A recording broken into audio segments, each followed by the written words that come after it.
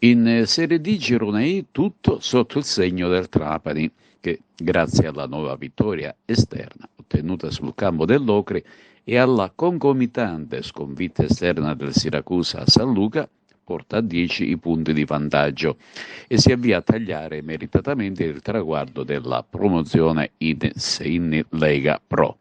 Bene anche il Canicattì che supera il Castrovillari, mentre l'Acregas in classifica generale perde qualche posizione, male il Licata che invece perde la Ciriale con il più classico dei risultati. L'Acregas, che ha osservato un turno di sosta, a questo punto scivola al 12° posto, ma si ritrova al riparo da eventuali ritorni dalla zona bassa. Attenzione al Real Casalnuovo, prossimo avversario vengazzurro del Seneto, che ha superato la Vibonese, attuale terza forza del campionato.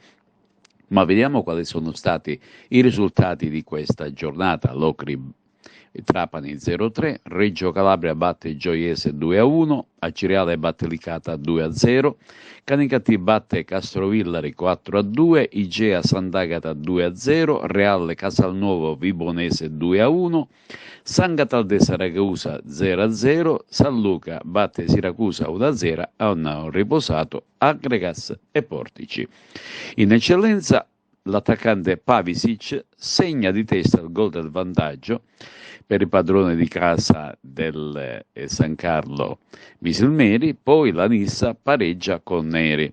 La compagine nissena infatti ha rischiato grosso, come anche lo stesso Profavara in casa con il Fulgatore.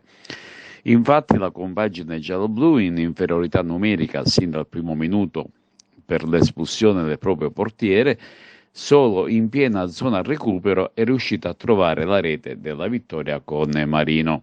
Adesso il distacco si riduce a 4 punti. Il prossimo turno la Profavara gioca sul campo della Folgore Castelvetrano, mentre la Nissa in casa con l'Accademia Trapani. In promozione Girone A, nuova sconfitta interna dell'Empedoclina con il Forte Parmonval, che si arrende ai gol di Zerbo e Larizza e si ritrova sempre più in zona play-out. Anche il Casteltermini conosce l'onda della sconfitta, cedendo di misura però nel derby contro i cugini del Gemini, che brindano al successo con una rete di Marrone. Bello e convincente invece il successo esterno del Camarat, che sbanga il campo dell'Iccarense con la doppietta di Bambà e la rete di Marchica.